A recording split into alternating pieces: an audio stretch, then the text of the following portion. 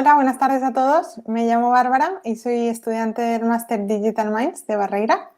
Y hoy tengo el placer de hablar con Gabriella Makrai y Liva Grinberga, Principal UX Designer y Lead Designer en Mediamonks en Ámsterdam. Bueno, como ellas no hablan español, la charla será en inglés y si queréis podéis ir interactuando en el chat, ya que al final le haremos una ronda de preguntas. So, hello, Liva and Gabriella, and thanks for being on our live today. Now I hand it over to you. Hi, it's such a pleasure to be here. Hi. So we're here today to share a little bit of some of the work that we've done and some of the things that we have learned throughout the years. I'm going to go first. Gabby's going to go after me. I'm going to give you a heads up. I'm going to share my screen and I'll start with a little video. It's a bit about light flickering and sound, just so you know. Okay, let me find the present window.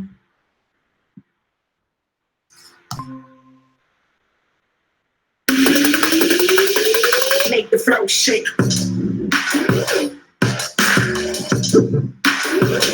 the flow shake.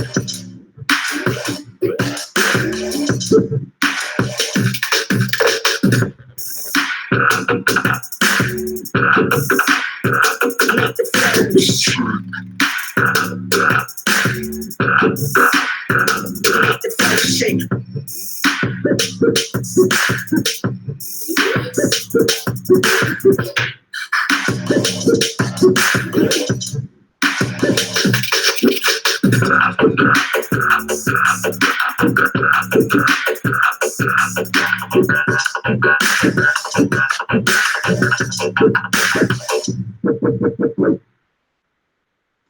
Okay, that was a little video of what I do and what type of design I'm creating. I hope you liked it. But let me tell you a little bit about my career. It didn't really start as a graphic designer. It started very differently. It started as a glass designer. You see, I come from the country that's called Latvia. And my country is very tiny, and it got its independence a couple of years after I was born. So when I was growing up, it was really important to know what you're going to do with your life. At the age of 14, I decided that I'm going to be a glass designer. It's very random, I know. So for the next 4 years, I spent in a college trying to figure out how actually to be a good designer with a glass. But unfortunately, I was really clumsy. So after 4 years studying this beautiful, beautiful form of art, I realized that I need to do something a little bit more safer. So I moved to London and I studied graphic design in London. It was really fantastic. And back in the day, it was very easy to travel. And I remember only thing that I wanted to do when I was at uni was to get out and actually start my career and start my life. And then when that happened, when I finally graduated, I ended up in a market and I was looking for jobs and I realized what a crazy competition was out there. And I started to feel this weird feeling of not having talent. And oddly enough, back then I didn't know that for my entire career, time after time, I'm gonna feel like I have no talent. After so many years, it's a lot less, but still comes sometimes, you would be surprised. But as a student in London, I tried to overcompensate the feeling of not having talent with a lot of overtime.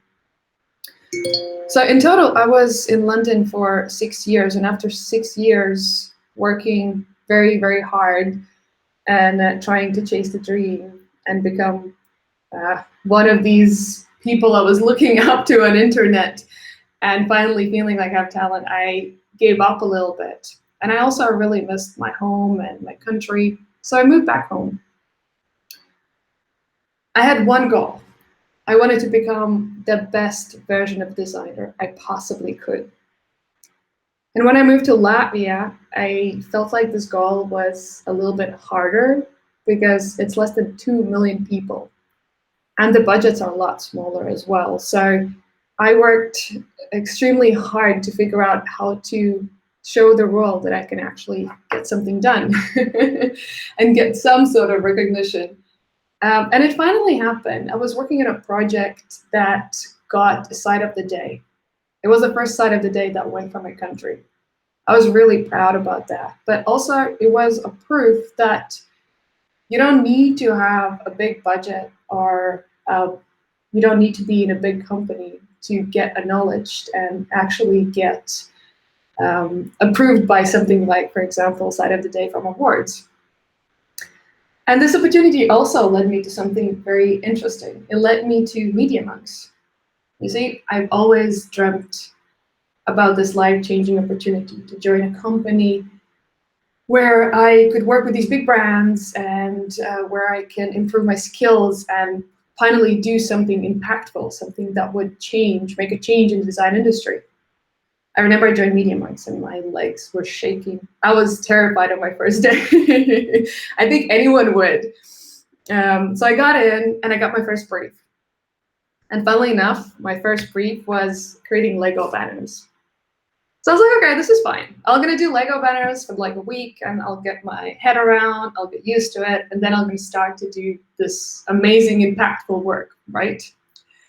So a couple of weeks went by, I was still just doing Lego banners.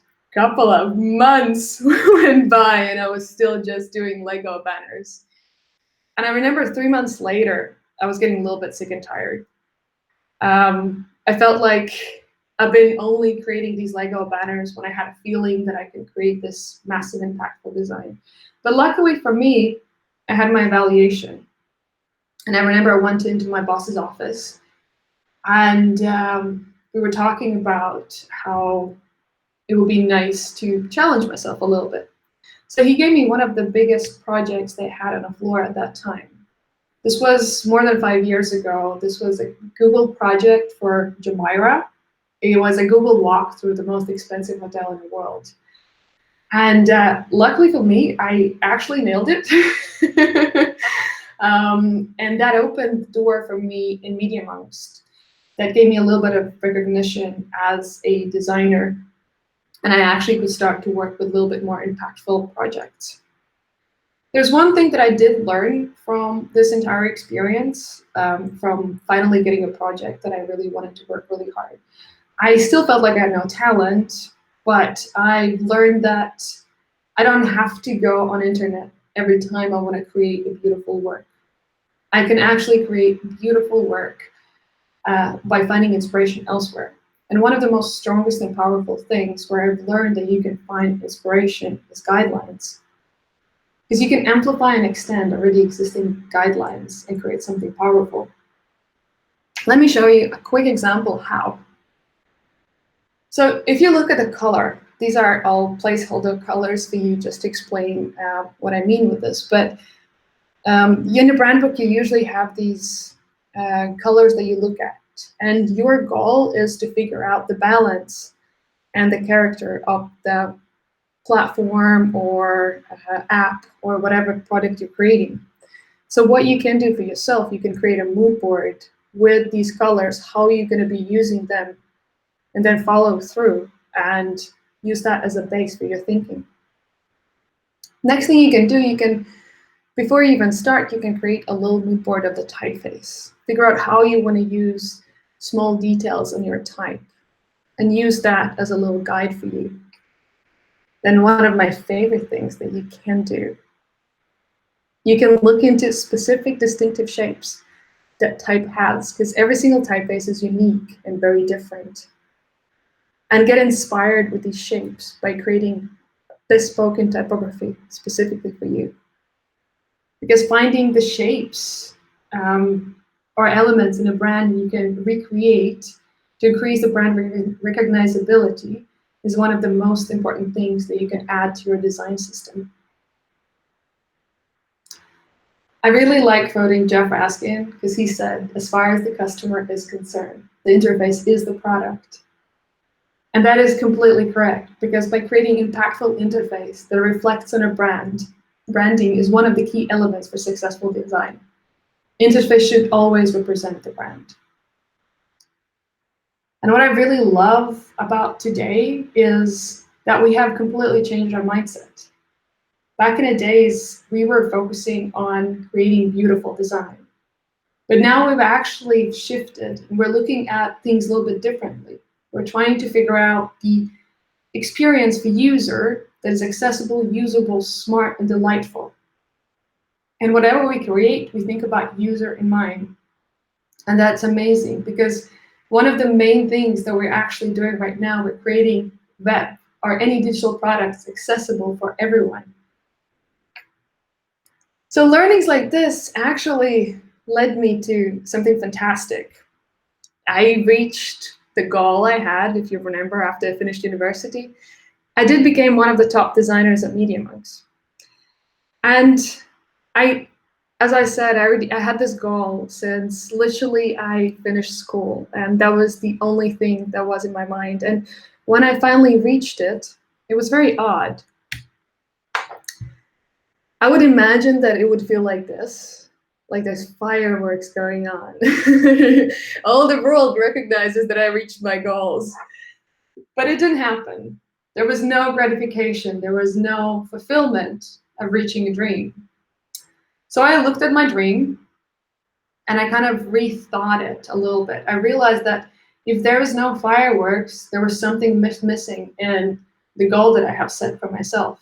So I started to reevaluate what was missing.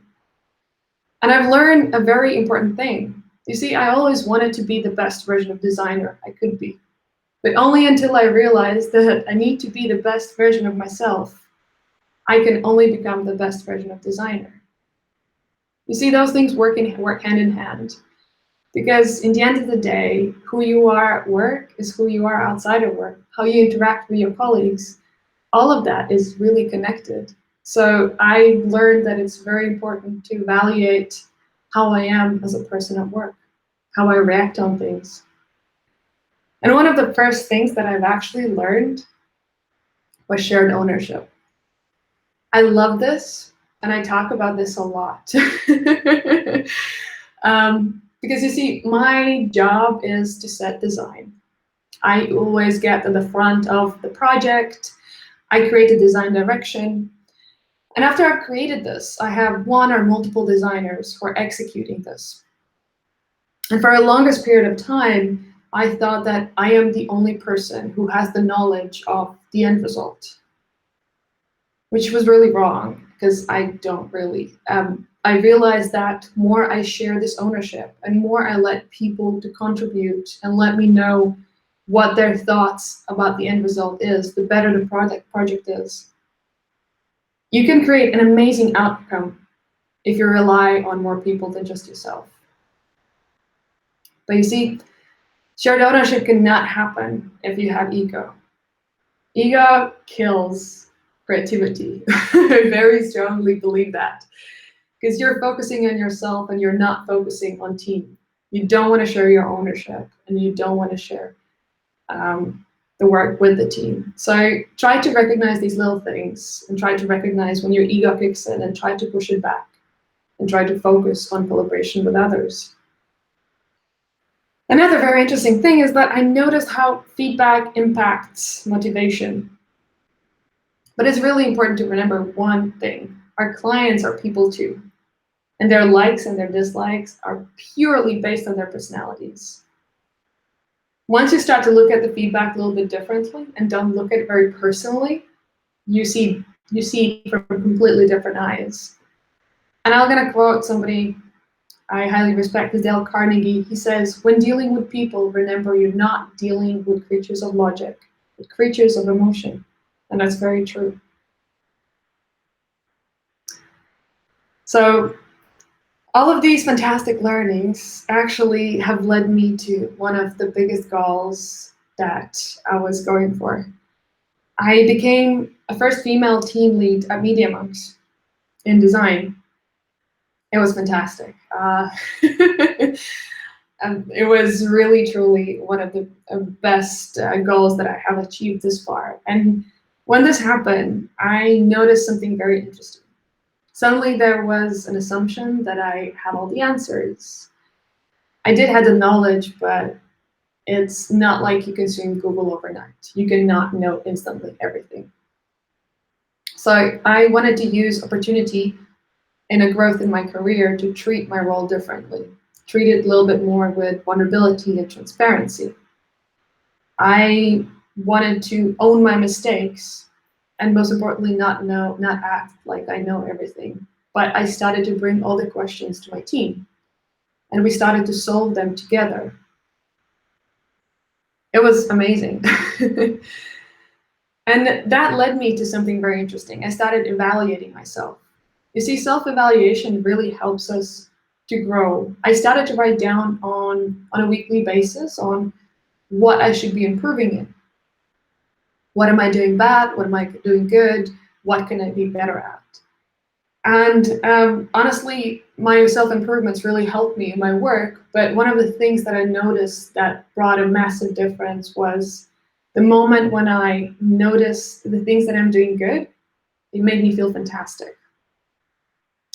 It gave me a nice energy and a little bit of a boost. So what I did, I started applying this feeling to my coworkers.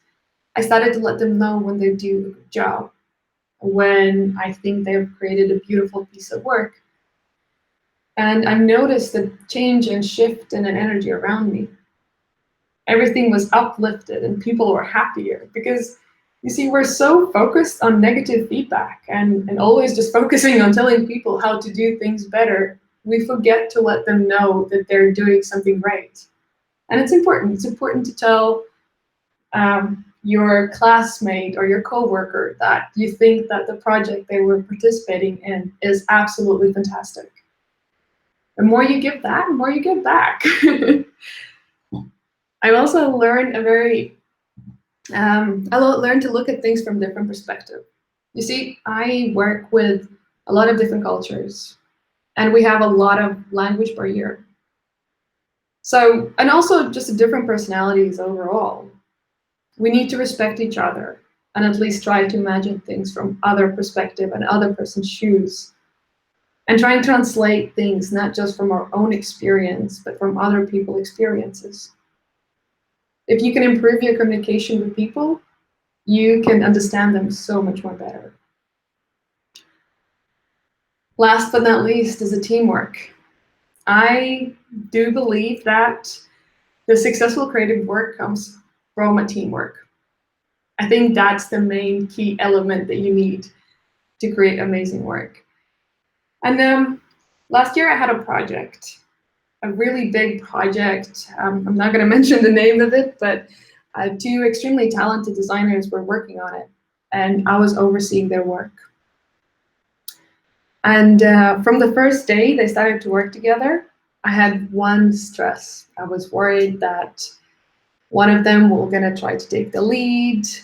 Who was going to be? How will I handle this? How will I tell them not to take ownership over, but work as a team? So all these things were bugging me. And every week I was evaluating how they were working together, and they did an amazing job. They were bouncing back layouts, improving each other's work. And honestly, it made me feel a little bit, it made me feel bad that I was doubting them, because I see how their teamwork was amazing and improving, and how they made each other's work better. And there was no reason for me to doubt them from the beginning. So I learned a very important lesson, that I should never doubt my team. I should always encourage them as the most important thing at first. So to make sure that they work successfully together. So I love my team. I had a fantastic situation going on. I was learning management skills. I was traveling globally. Life was absolutely amazing. And if you know me, I love life. And I remember I came back from one of these projects, and I went to a house party. My friend had a birthday or something. And I remember I got in, and a very close friend of mine called me aside, and he said, "Look, I'm really sorry I'm overstepping here, but I've noticed that lately you don't really seem too happy, that something has been a little bit off in your life. So Let me know if there's anything I can possibly do for you, help you anyhow, or maybe you need to take a time off from work. Just let me know and I'll be there for you. And I said, thank you. Same goes back to you. And I was super happy because I had this super positive chat with a friend. I didn't thought much of it at all.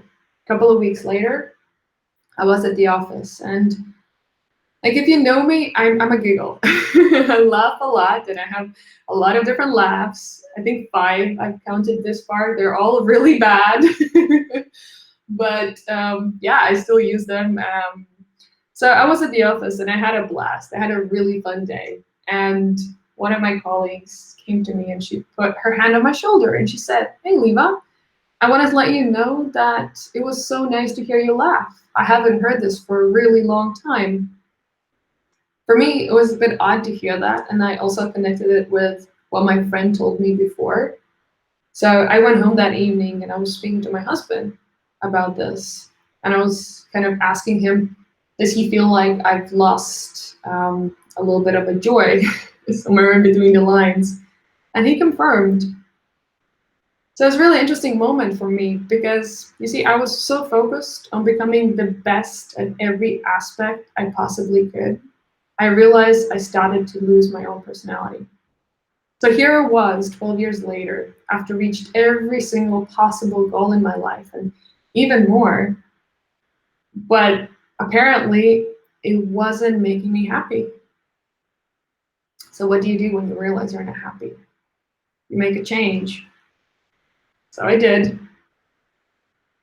Quite soon after, I sat down with my director and we were talking about teams and where are we going. And by that time, I already made a choice. So I told him that as much as I love my job, I have decided to quit my team and join a different department where I would be the only designer and I would slowly build a team within the time.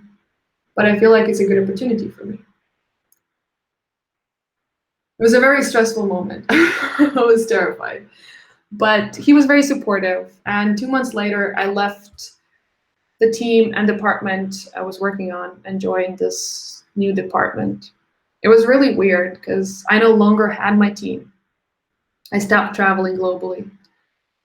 And I didn't thought about how different the change makes you feel, because any change that you do actually has a massive effect on you.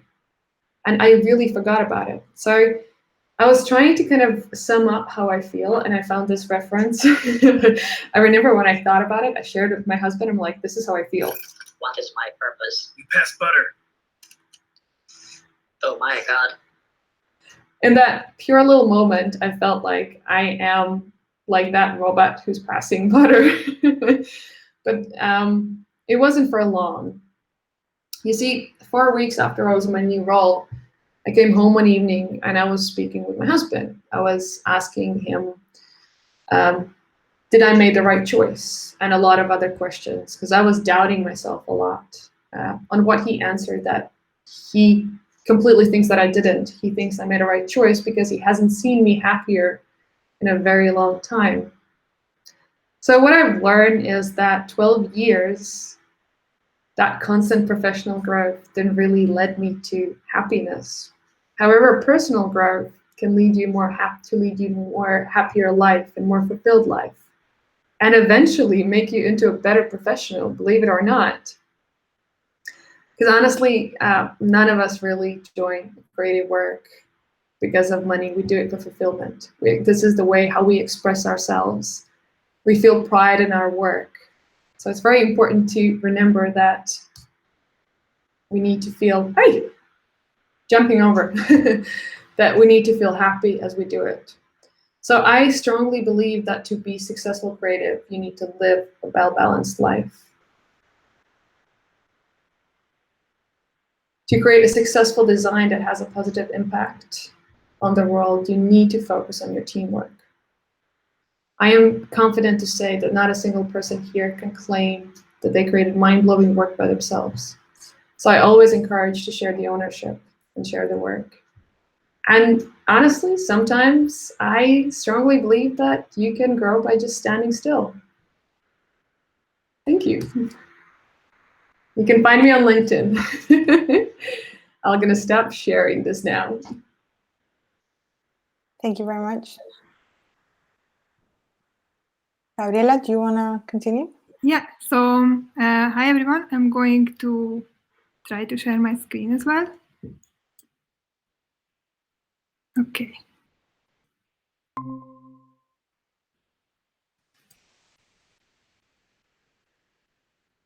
Let's see, works. Okay, so, moment, I see if it works. I think so. Okay, so hi everyone, my name is Gabriella Makrai and I'm a principal UX designer at Mediamonks in the Netherlands, working with Liva. Actually, I'm proud to say that some of the work that she showed in her showreel, I also worked on those projects, although my contribution was not so pretty as hers, because I do UX design. And today I'm going to talk about my ways of practicing UX design responsibly in this ever-changing world, and I promise I'm not going to show you any boring wireframes. So let's start. First of all, I would like to imagine some things. So imagine that you are 5 years old and your parents are getting a divorce. They tell you to choose between them which one you want to live with now. So what would you choose? Or then imagine that one morning you grow up, you go to your balcony, you open the screen door, and then you see a fully grown angry tiger there. It already saw you, so, oh my God, what are you doing now? Or imagine that you live next to a hill, which is actually a volcano, and one day it can just unexpectedly erupt. So you hear it in the news, you have an hour head start to run away. What are you going to take from your room? What are you going to do? So imagine also that maybe the country next to yours is at war, and one day your father is asked to go and be a soldier in this war. What happens now? Or imagine that one day your friend from your neighborhood disappears, and you are told that they came and take him, and you might be next. So what is it that you can do now? So did I make you feel anxious and uncomfortable? Well, I really apologize, and also welcome to my childhood. But don't worry, none of this actually ever happened. To tell the truth, my childhood was actually really more like this. I grew up here in this town that you can see in the picture. It's a really small place in west of Hungary. It was the safest place for many, many decades in my country. Like even for decades, not one violent crime has happened. It has lots of nature. It has a big lake nearby. It has 4 seasons and really a beautiful setting. My childhood was entirely bright and happy, and I had the kind of childhood that I wish with all my heart for every human to have in this world.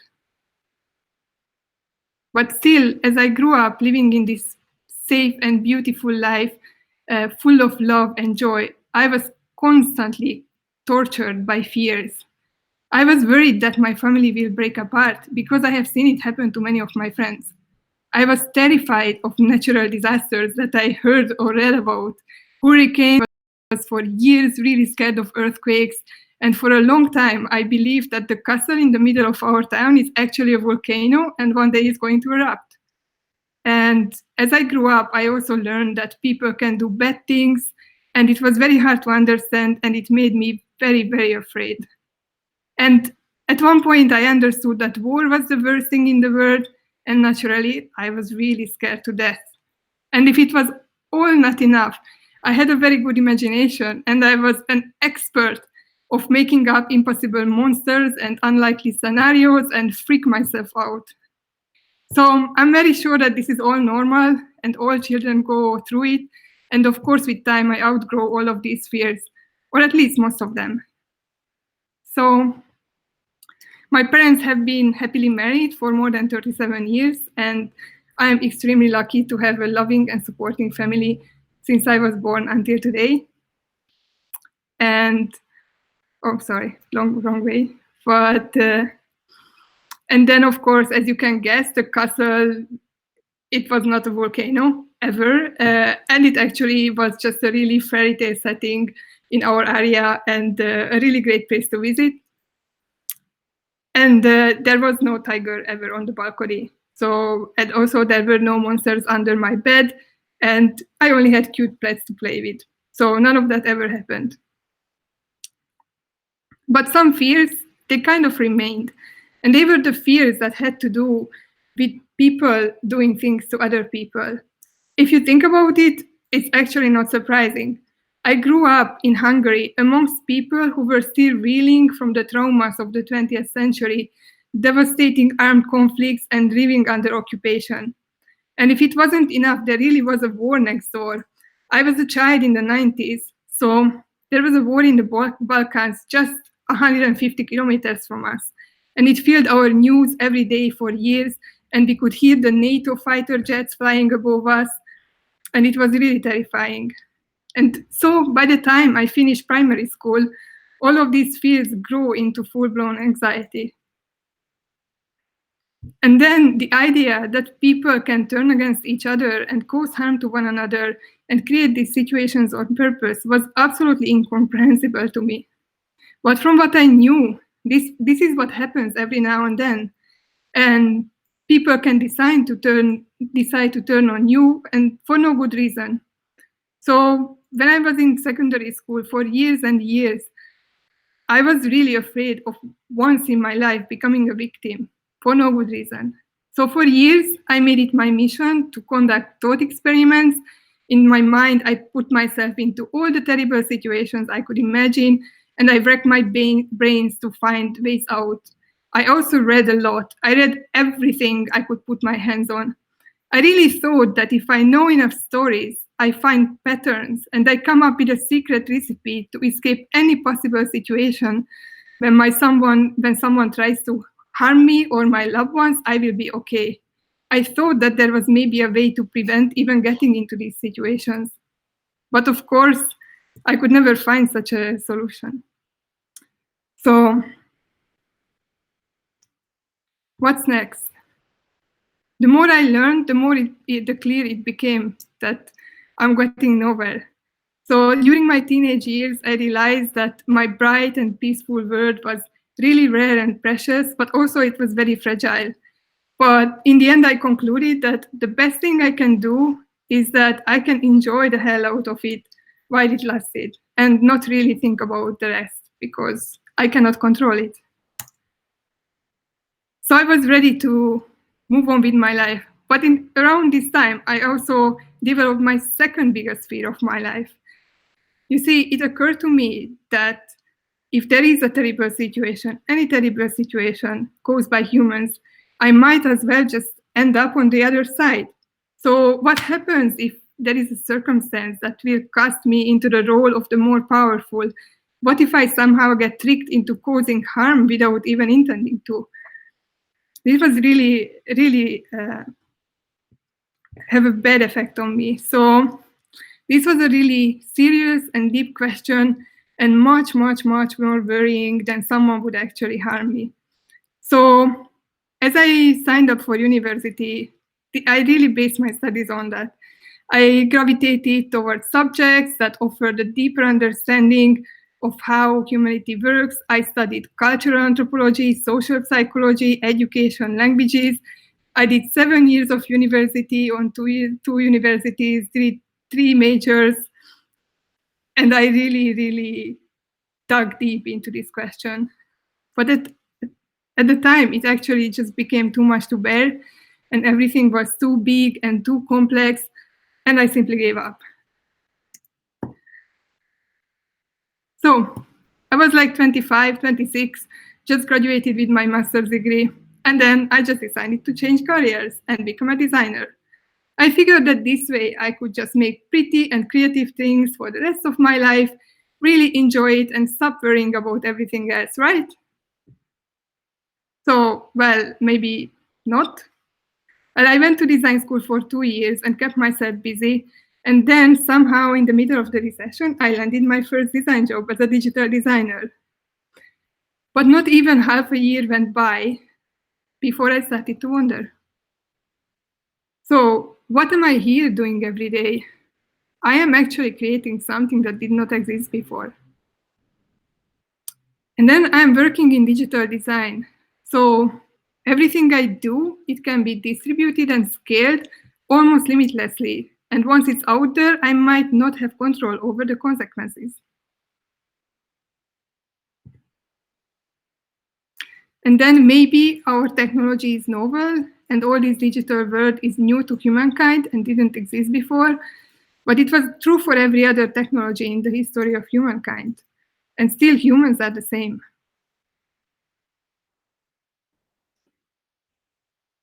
And what is new is that development now in the digital age, it actually became so fast that it's impossible to keep track of it for any one person, just like me.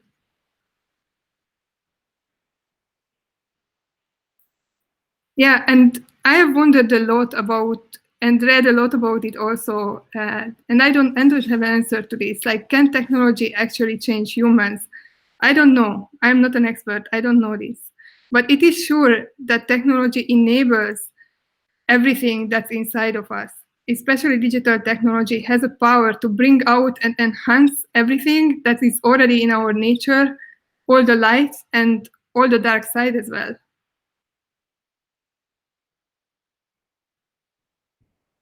So then after a few years, I really started to question myself, where is my place in all of this? I was now a user experience designer. My job was to be involved in digital production from the start to the finish, to be an intermediary between business requirements and user needs and creative teams. And that's a responsibility that I couldn't ignore anymore.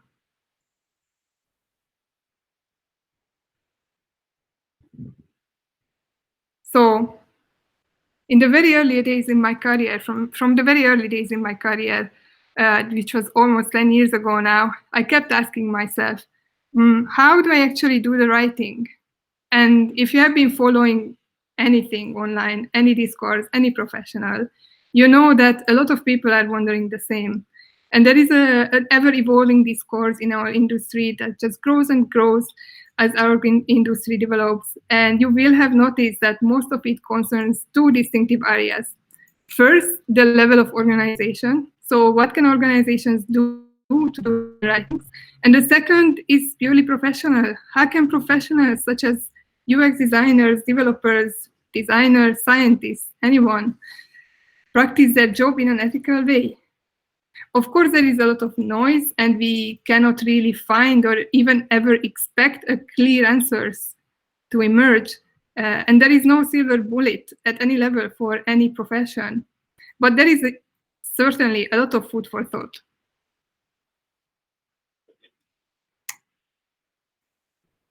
Sorry, backwards.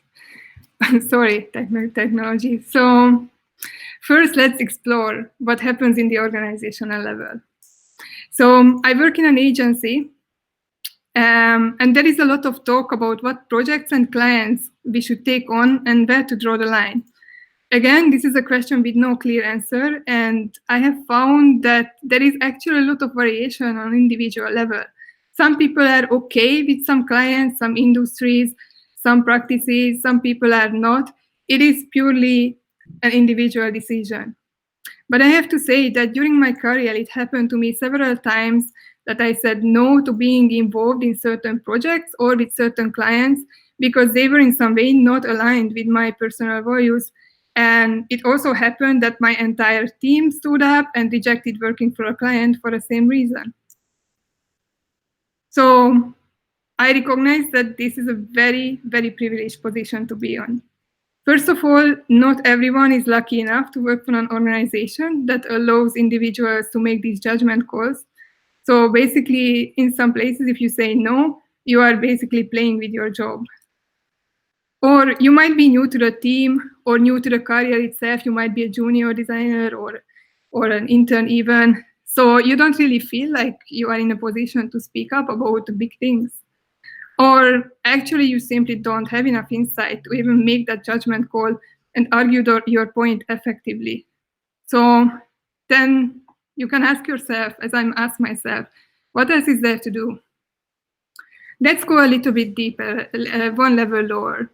So what can you do on a professional level? The answer seems pretty easy, just practice ethical design. And of course, if any of you ever try to think about it or read about it, it's a super big and complex project. So let's say you are already involved in a project. I'm already involved in a project. In general, my opinion is that unless I work for myself or a very small company, the CEO or the client or my boss is not there holding my hand when I create my design. So I can actually still make a difference somehow, right? Nothing can keep me. Well, wait a minute. I have also a quote for you. The quote goes like this. They are both technicians. They have what I call the intelligence. They see the immediate situation. They think narrowly, and they call it being focused. They don't see the surround. They don't see the consequences. So this quote is from an old book published in 1990, and it's about a team of scientists. But I think it's still extremely relevant today, and especially for us UX designers. You see, we kind of tend to be perfectionists. We can caught up in our craft and ignore the bigger pictures. We tend to carry being focused like a badge, and we are in true danger of thinking deep and narrow and digging very deep into our craft and being no more than those technicians described in this quote. And if you are as old as I am or into retro stuff, you will of course know that this famous mathematician the quote is from is specialized in chaos theory, and he's actually a fictional character from the 1990 book and the 1994, I think, movie that you all know, Jurassic Park.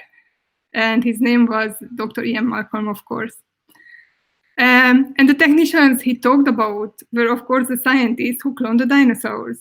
Now consider this.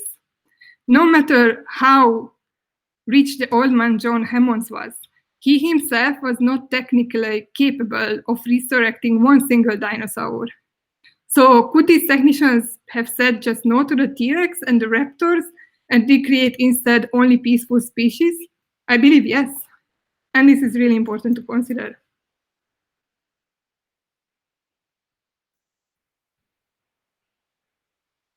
So then, if you think back about our profession, how can we possibly define where to draw the line? So maybe it's a good idea to actually collect our professional values and principles in a concise form. And I have actually seen this in practice many times and many forms, from checklists to actual writing on the wall in offices. It's a great idea, right? So let's just write up what is right, what is wrong, and let people follow it.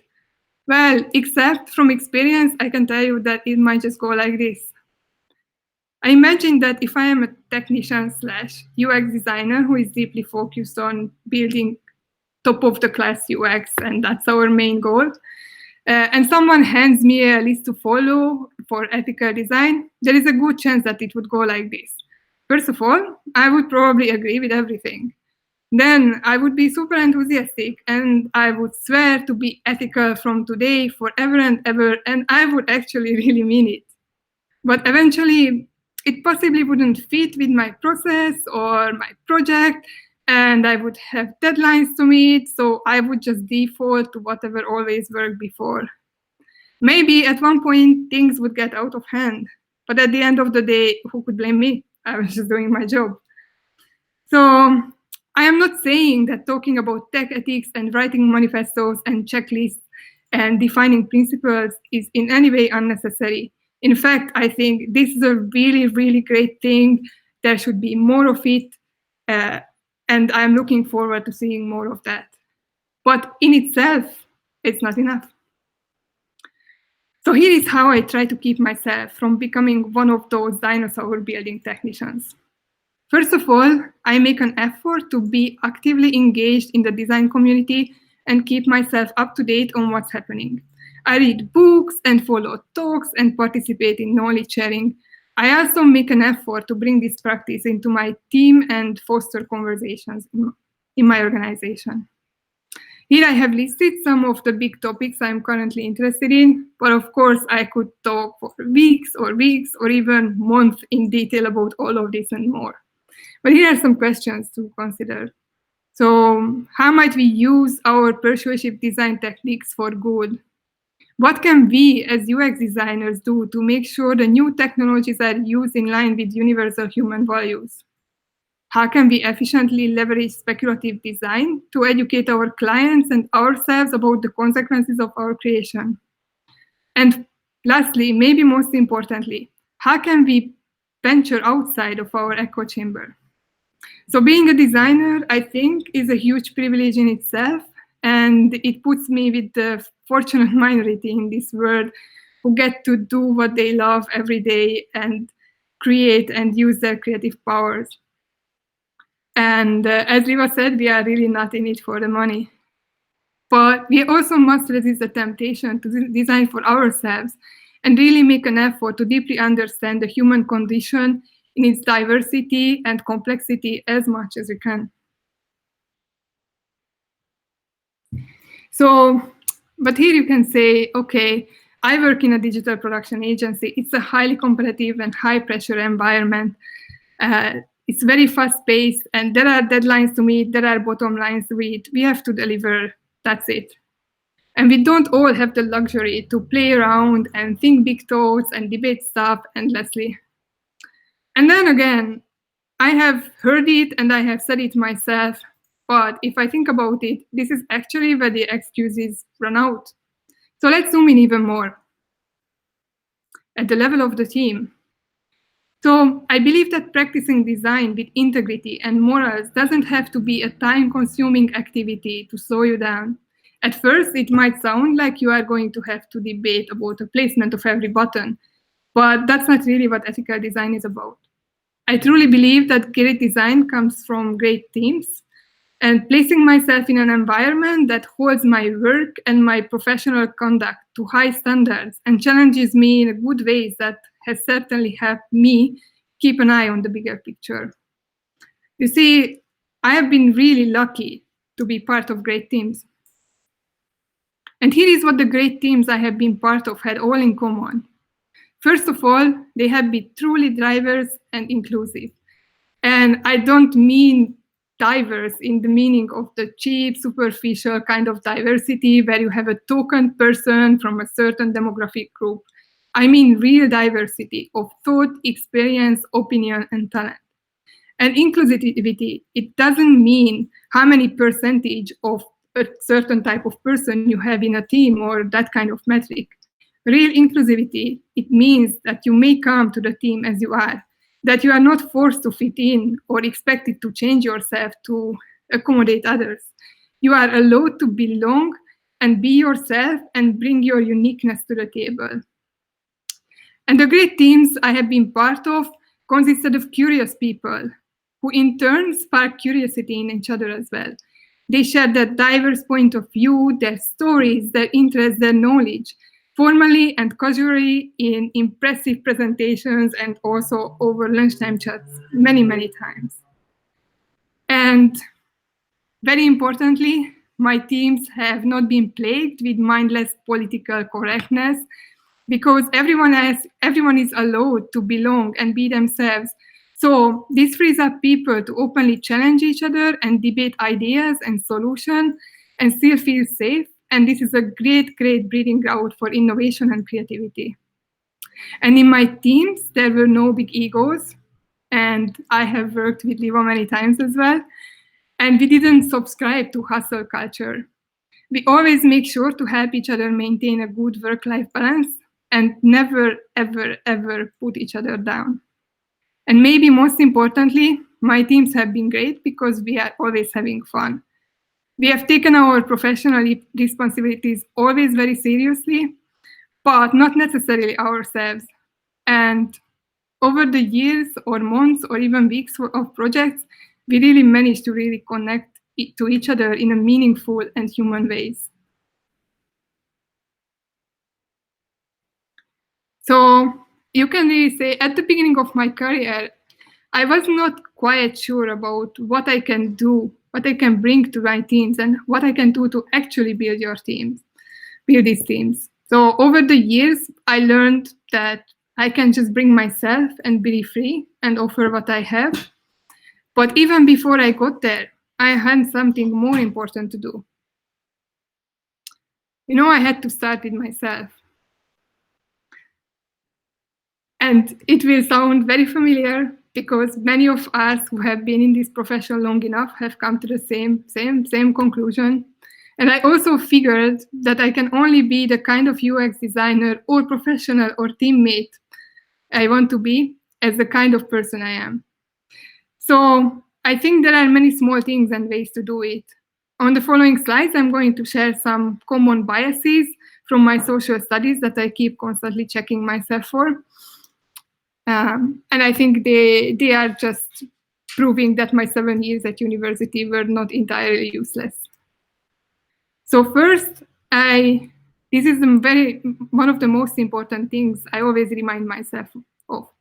So I believe that truly everyone always thinks that they are doing the right things. That's because we tend to judge ourselves by our intentions and everyone else by their actions. So I quite often stop and make sure to ask myself, am I really doing the right things?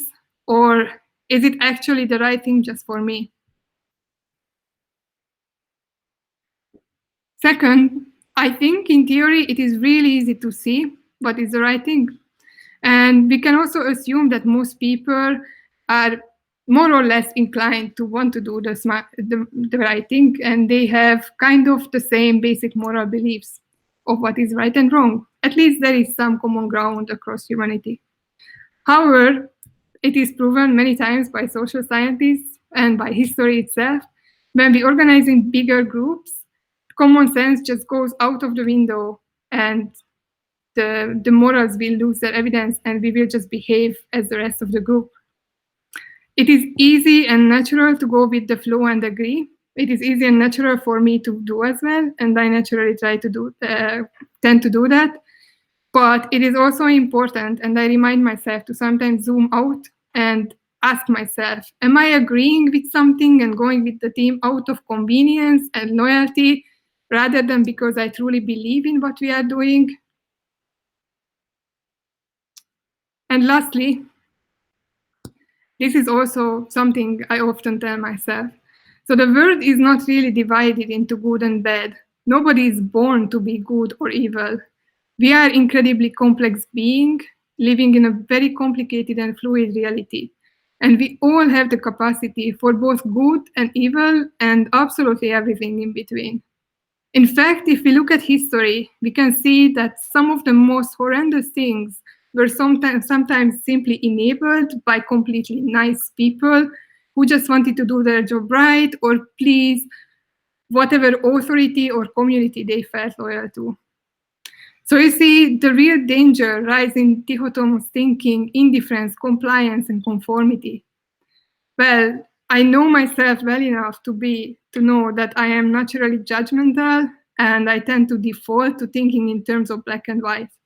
However, it is not something I can actually afford either as a decent human being or a responsible UX designer. So it is really important for me to keep reminding myself all these biases. In the end, it's a never-ending process, and actually the best I can do is just my best. So let me show you, to finish, some little examples how I managed to keep my responsibility as a UX designer at the forefront of my professional life, and what are some concrete actions I take every single day to make sure that I am still keeping myself to those standards. So first of all, I told you the story from the opposite way because this is how I processed it. But by the end, I realized that at the base of everything lies me. So I have to start from where I have actual control, myself. So here are some things I tend to do. Since I was young, I tried to get to know myself by putting myself through situations that require me to take important decisions and help me build my character. And I do ask a lot of questions and I do seek answers.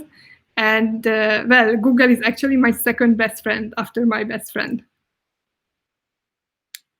What else?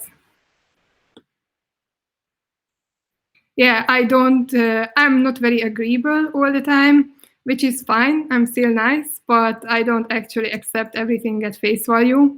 So just keep asking more and more and more questions, I guess.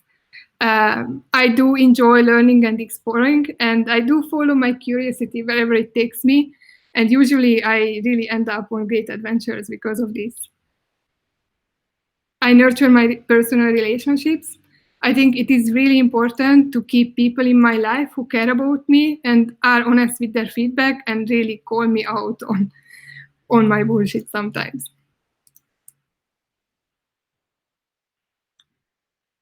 And at the end of the day, I'm only human. So I don't beat myself up for not being perfect or not being productive all the time.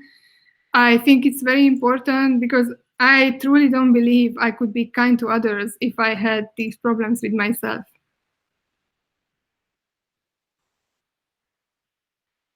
And then the next level is, of course, a team. We all work in teams, and it's a wonderful thing. And for me, people around me are really my primary source of daily information. I can tell you it's amazing how much I have learned from my teammates and colleagues over the years and how much I am still learning literally every day.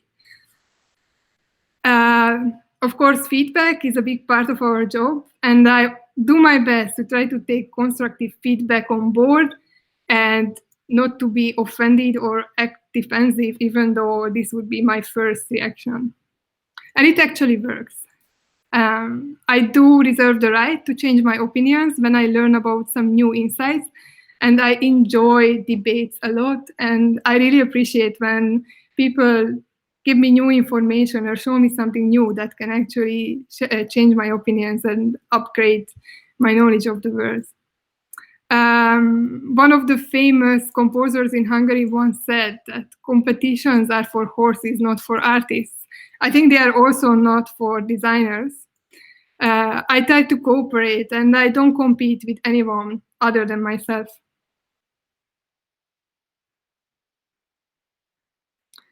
And then I think it's important also to give everyone the benefit of the doubt. Don't put anyone down. Be generous to people, support people, lift people up.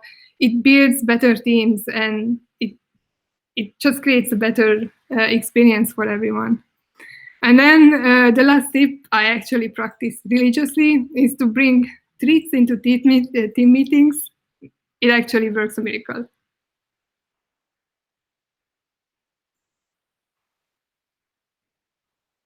So what can I do at the professional level as a UX designer?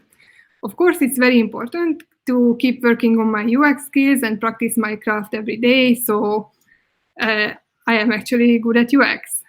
I use all kinds of resources to continuously educate myself. I practice, I read books, I go to meetings, I talk to people, all of that. I think it's important also not to accept the default without questions. So I like to challenge the status quo where it makes sense. And this is very important. So UX design or design in general or any creative activity in general is not in a bubble. We create real experiences for real people. And because of that, it's essential to be informed about the world and keep being informed about the world. And the most important is not to become a machine. So I think it's just important. It's really easy to lose yourself into your profession, but it's also important to remind yourself that you are a human and remain your humanity in your interactions as well. And finally, the big challenge is what can you do at an organizational level to be involved in that, have your voice heard in those big decisions? So first of all, I'm not naive, and I believe that nobody will give me a seat at the table or be concerned about my opinions, nor should they be if I am not valuable to the company. So I think for this reason, it is really important to perfect my craft and actually earn my place at the table. Of course, as with every level, it's very important to be informed. Again, I ask a lot of questions and try to understand the situation very, very well before I ever open my mouth. And then I like to nurture cooperation. What do I mean by this? So clients, other departments, CEOs, bosses, whoever, they are not my enemies. They are not our enemies. We are usually all in the same boat. So it actually makes sense that instead of creating tension or competing or fighting with others, to instead build alliances and work together on finding the best solutions. And finally, I think once you are in a position to actually have your voice heard, it's also a responsibility, at least for myself, to be also the voice of those who cannot have their voice heard, like users or junior team members or any other groups that are otherwise excluded from the room.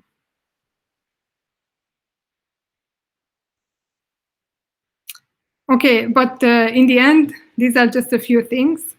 And the bottom line is that I don't think anyone needs to wait around for anything to actually start and taking responsibility right now.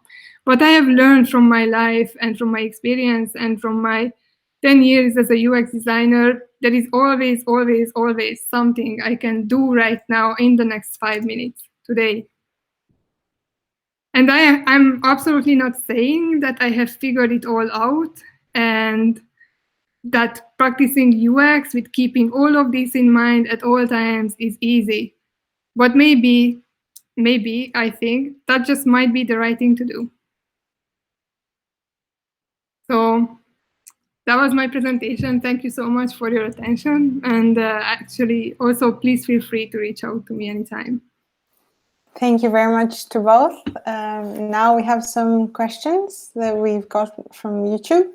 So I'll start by which advice would each of you give to a student who has to enter the working world in this historical moment with all of this situation?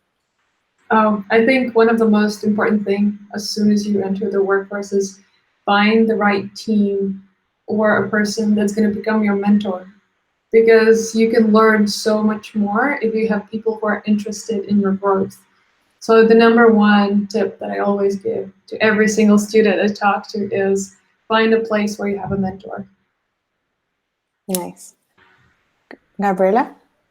Okay, for me, I'm actually a mentor right now in a program here in the Netherlands.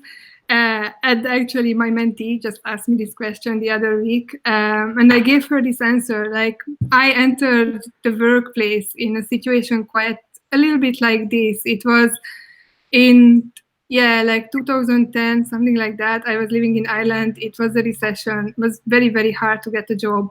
So what I told my student is that actually the first important thing you can do in your career for yourself is just to get your foot in the door. So you can take the opportunity. Maybe, possibly, very probably, the opportunity will not be your dream job off the bat. I wish for many of you that it will be, but it might not be. What I have learned, and I'm telling everyone, is that actually you have the power to change. And once you are in, you can search for a mentor. You can bring your personality to the table and form things once you are already in the job. But I think the most important thing is to get a job and start working. Thank you. And which is the part that you most like from your job? Oh, working with people. Honestly, like the moment when I actually had a chance to work closely and share my knowledge with the team and hear their needs, that was the best part of my job. I love seeing people grow and I love having opportunity to share what I know and help anyone to reach their goals faster if possible. Nice.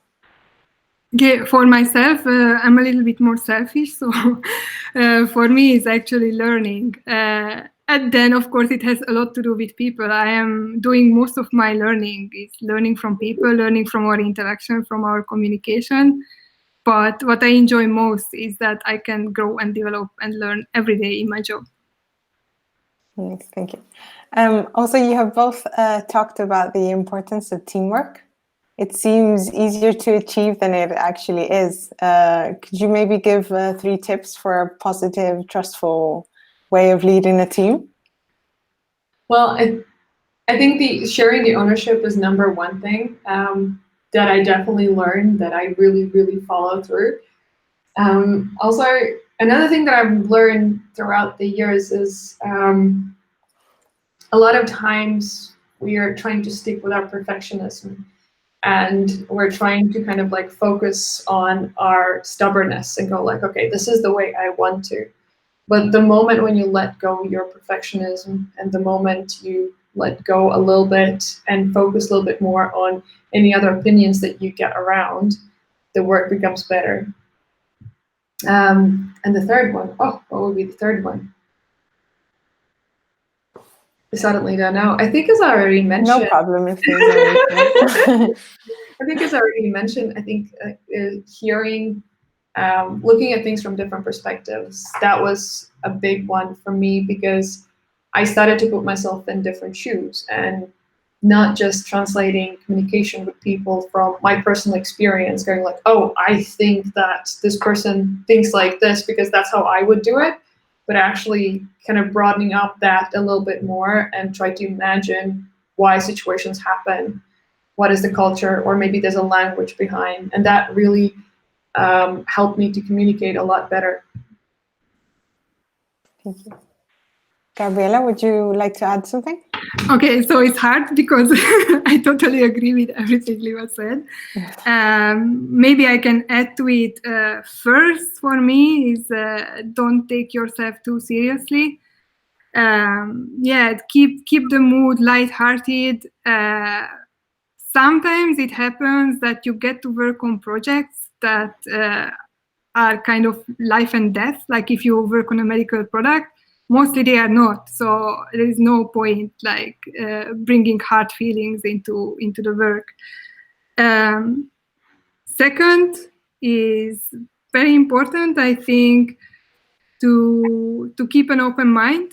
Especially if you are lucky enough to be working with an international team, it will do you really good. And the third one is really into the following up on that. So when I was in school, I moved out from my home when I was 14 to study in a different city. And the one big advice that my father gave me is that you should pay attention to people and really, really listen to them, because you can learn something from every single person. If nothing else, you can learn from them how you should not do things. Okay. So another question is, after working with our teams remotely because of COVID situation, do you think it's possible to create a good team 100% on remote? I think so, yeah. You know what I noticed? And I love this so much. I noticed that we have this check-in every morning with the team, right? And every morning you see, or somebody has changed a spot in their house, so you see a different corner of their house, or somebody has a kid running around. I have a dog that keeps on jumping in my lap. So suddenly, honestly, this whole working remotely and everyone being in their homes have shared a little bit more about who we are as people to each other. So we are actually entering a little bit of personal space to the colleague. So I feel like I'm becoming closer, and I think by getting to know them better and becoming closer, it actually allows you to build a strong relationship and a strong team. Thank you. Gabriella? So I also have pretty positive experience with that. We also have check-in with my teams. And actually, I have already experienced it last year when I had knee surgery. So I was already working from home for like months. I think it takes some trial and error from what I have found. So we are trying in my team to implement different kind of approaches. We try some things, they don't work. We try other things, they work. I can share with you that one thing I have tried when it happened at the beginning of April. It was announced in the Netherlands more. So challenge with my teammates. Gabriella, sorry, we're losing you, I think. Can you repeat that last part?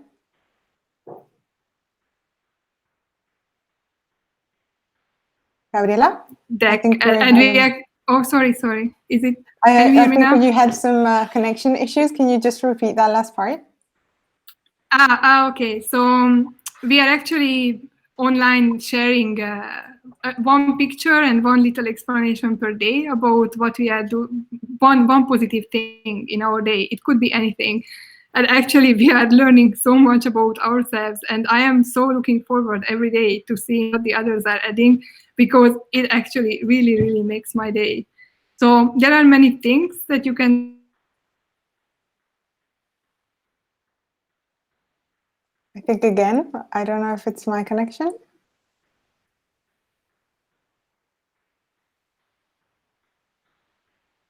Gabriella? I think you're muted. Oh, yes. Yeah. Okay. Did I break up again? Yeah, just that last part, I think. Okay. So, yeah, I think that it can actually do really good to teams to be online and get to know each other in a way that we wouldn't in the office. Okay. This next question is actually for you, Gabriella. As a user experience designer, what do you think about the fact of giving up our privacy as users if this helps saving lives? Where's the limit? What is your opinion in this? Wow, this is a very good question. And I think it's actually concerning COVID, right? Yeah. I wish I could answer it, right? I think it's really important to understand who you are giving up your privacy to and what measures they are going to take to protect your privacy and keeping it from third parties who might misuse it. So I would think if you are wondering about it, if you would, as a UX designer, I would, if I was in a project creating a product that carries this kind of danger in it, I would really dig deep and really make sure to understand where this information is going, how is it going to be stored, who is going to have access, how long, ask all of these questions and not decide myself, but work with the team, with a team of experts that I usually get to work with to do the right thing in the end. Okay. Liva, do you want to add something on this? That's a very complex. Yeah. Privacy is a very, very slippery slope, especially right now. And especially, I've heard that there's a lot of softwares developing, tracking softwares specifically to track people who are healthy and who are not at this time. Not entirely sure how I personally feel about this. Yeah. So I will leave it.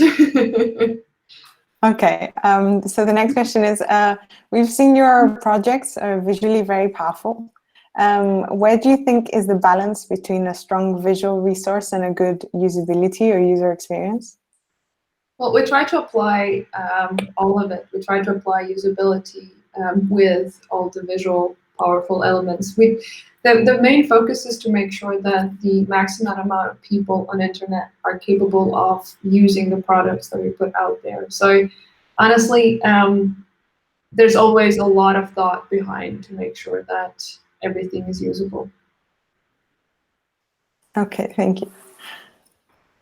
So next question is, considering your educational background, do you think studies are more important than a portfolio, or what do you expect from a junior profile, for example? This is a tricky one. I think it's very important that you actually, you know what, I can answer it properly, because it's important to know when you're studying what kind of work do you want to approach. So when you finish the school, you need to figure out, even if you don't have a lot of projects on your portfolio, even if you have just a school background, you need to figure out how you position yourself.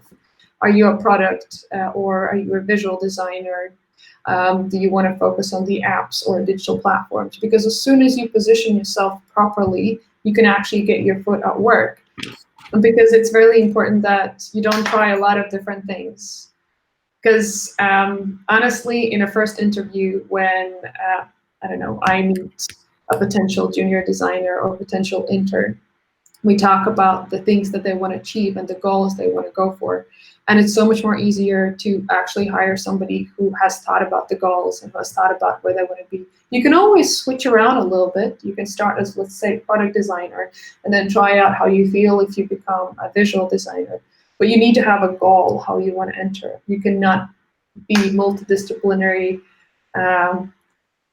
designer junior who wants to approach the work market. Okay. I think for UX is a little bit different. So as you have probably seen from my presentation, I didn't come to UX from school straight, or not from my first school. And certainly it's a really new discipline. Like 10 years ago when I finished university, it was a very new subject that you could actually study. And so we have a lot of people who have done something completely different before, like I don't know, whether people in hospitality, lawyers, working in any kind of area, and many people actually transitioned from development or design.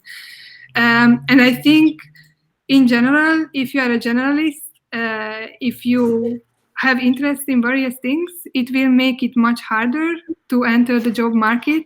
It's much easier to put your foot in the door if you do have a goal, and try to have that goal and select either UX or design or product design. But later on in UX, if you are a generalist in UX, it actually gives you more space to grow. So I would say definitely pick a goal and a direction, at least between UX and UI. And then once you have chosen a field that you want to grow in, you do have to do all the basics. Like you have to have your craft, the basics of your craft, and then you don't have to know what you're going to do in 10 years, because once you get to that level, you are going to understand what is it that you gravitate towards and keep working on that. But I definitely would say, like, make that decision. Do you want to do UX or visual design?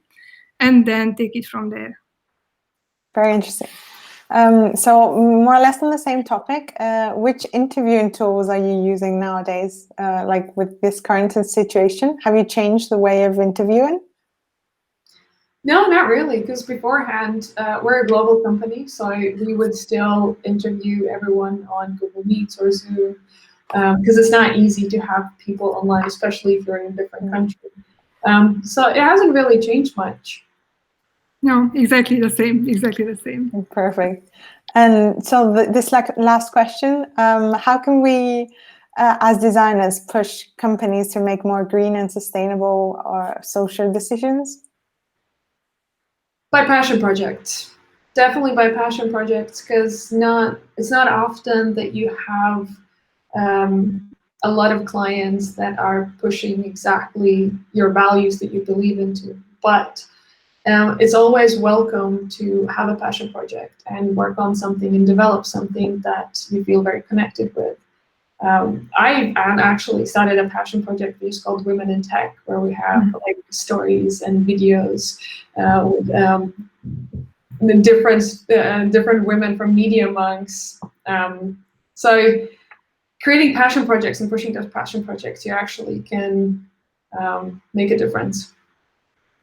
Nice, thank you, Gabriella. Do you want to add something? I think I agree that yes, in your own organization, if you want to push your organization to become better and embrace new values and these really good values, there is a lot you can do, like self-initiated projects, and I have myself been involved in some of that. And then on the other side, we are working with clients, right? So what can you do to also push your clients into a more sustainable and green direction? I think the most important thing is that you have to be knowledgeable. You have to understand their area of expertise. You have to understand the bigger trends in the world. You have to have a good knowledge, or not you personally, but at least your team as a whole should have that. And I think these days most clients really look at creative partners for this guidance and advice. So we are actually in a really good so when the opportunity comes, I think we're having some connection issues again. Liva, are you having the same problem? Yeah, I think, Gabby, can you okay. hear us? She's back. Yeah, so yeah, I think my point is just to yeah, now it's moving to nurture your teams and educate yourself, so when the opportunity comes, you can take it and create all these positive changes. So thank you very much. This was all. I thank you once again for being here on our live. It's been very interesting and very useful. I hope to see you soon, and good luck with all your projects. Thank you so much. Okay, thank you so much. Thank you all for viewing. Bye. Bye.